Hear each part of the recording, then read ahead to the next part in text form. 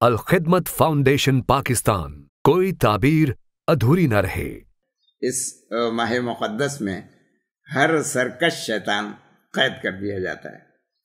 اس ماہ مقدس میں ہر سرکش شیطان قید کر دیا جاتا ہے۔ صاحب یہ جدید زمانہ ہے، سارے شیاطین اکٹھا کر کے رمضان نشریات میں قید کر دیے جاتے ہیں۔ ایک طرح کی شیطنت یہ بھی ہے کہ رمضان کا تلفظ رمضان کر دیا جاتا ہے۔ ویڈیو آگے دیکھنے سے پہلے چینل کو سبسکرائب کریں اور بیل آئیکن پر کلک کریں۔ کالم کا عنوان ہے روزہ اگر نہ کھائے تو ناچار کیا کرے۔ ماہ رمضان خیر و برکت کا مہینہ ہے۔ اس ماہ مقدس میں ہر سرکش شیطان قید کر دیا جاتا ہے۔ کہاں قید کیا جاتا ہے؟ صاحب یہ جدید زمانہ ہے، سارے شیاطین اکٹھا کر کے رمضان نشریات میں قید کر دیے جاتے ہیں۔ ان میں سے اکثر نشریات میں سے رمضان تو غائب ہوتا ہے، مگر ہر قسم کی شیطنت البتہ حاضر رہتی ہے۔ ایک طرح کی شیطنت یہ بھی ہے کہ رمضان کا تلفظ رمضان کر دیا جاتا ہے، یعنی میم پر جزم لگا دیا جاتا ہے، جبکہ رے اور میم دونوں پر زبر ہے۔ لغت میں رمضان کے معنی اور رمضان سے بننے والے جتنے الفاظ ہیں ان کے معنی محنت، مشقت، تکلیف اور سختی کی کیفیات کو ظاہر کرتے ہیں۔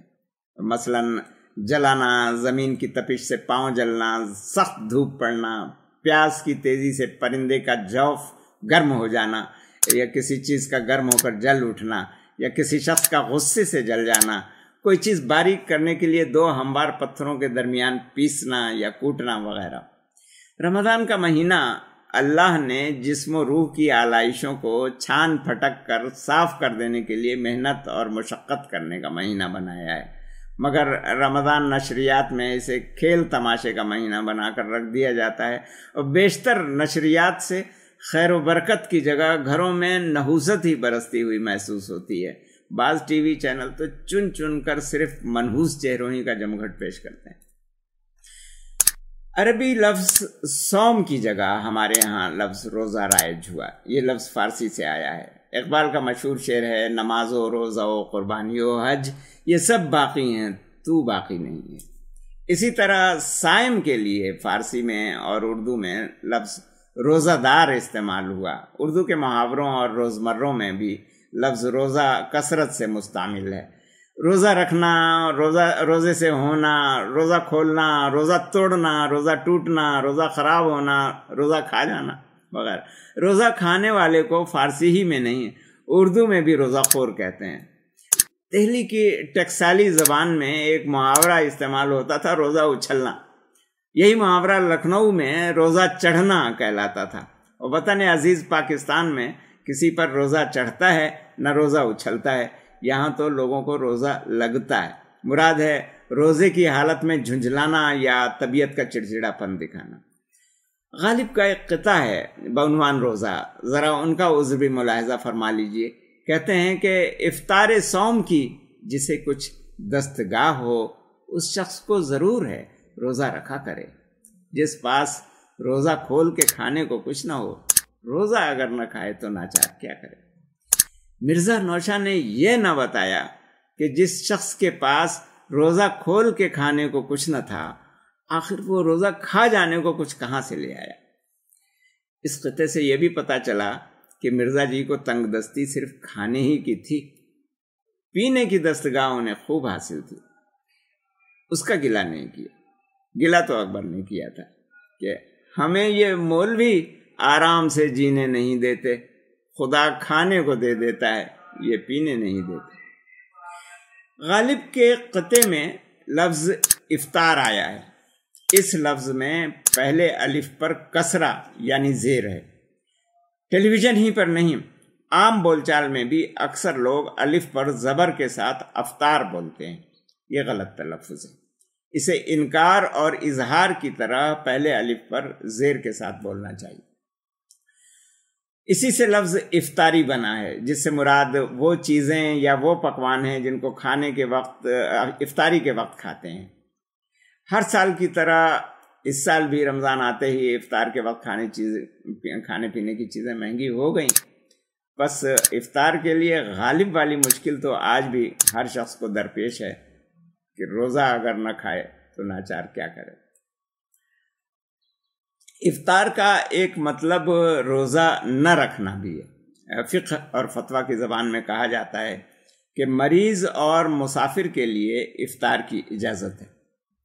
मुराद इससे यही है कि रोज़ा न रखने की इजाज़त है, वरना फ़र्ज़ रोज़ा रख लेने के बाद दिन दहाड़े इफ्तार कर लेने पर तो रोज़ा तोड़ने का कफ़ारा अदा करना पड़ेगा।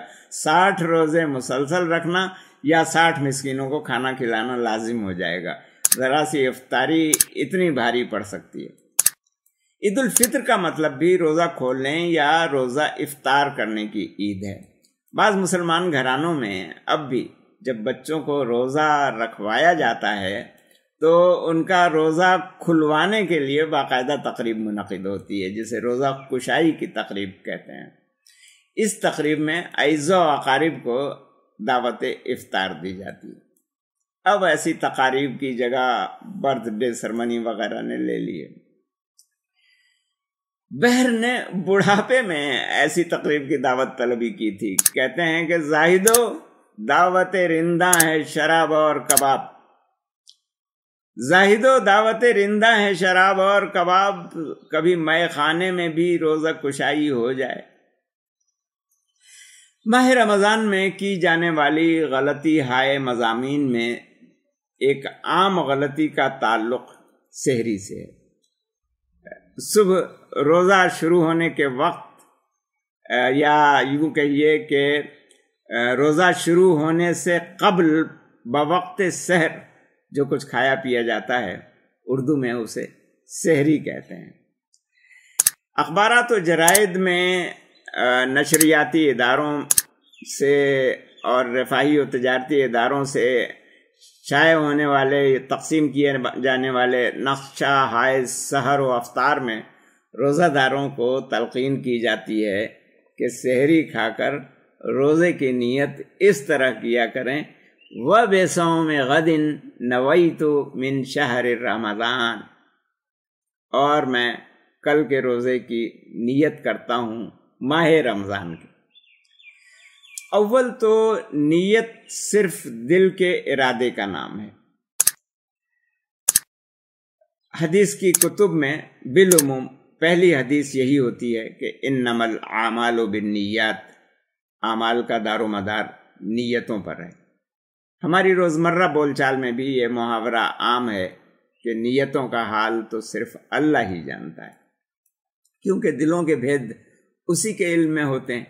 लिहाजा ज़ुबान से कहे हुए अल्फाज को नीयत नहीं करार दिया जा सकता, ऐलान ज़रूर कहा जा सकता है। ज़ुबान से ऐलान करना ज़रूरी ही हो तो इतना कह देना काफ़ी है कि आज मैं रोज़े से हूँ या आज मेरा रोज़ा है। दोम, ये अल्फाज कुरान और हदीस के नहीं हैं, अरबी के किसी माहिर ने भी तरतीब नहीं दिए ये अल्फाज, ये किसी अजमी की तख्लीक हैं। दुआ का आगाज़ वाव से यानी और से हो रहा है। कायदे के लिहाज से और से पहले कोई और बात भी ज़रूर होनी चाहिए। मसलन मैं सहरी खा चुका हूँ और मैं कल के रोज़े की नीयत करता हूँ माह रमज़ान के। फिर कल के रोज़े की नीयत क्या मानी, आज के रोज़े की नीयत क्यों नहीं? कमरी हिसाब से तो मगरिब के बाद ही नए रोज़े की तारीख शुरू हो गई। आपने तरावी भी पढ़ ली। शमसी कैलेंडर के मुताबिक भी रात 12 बजे तारीख बदल चुकी है। सहरी कितनी जल्दी भी खाएं, रात 12 बजे के बाद ही खा रहे होंगे।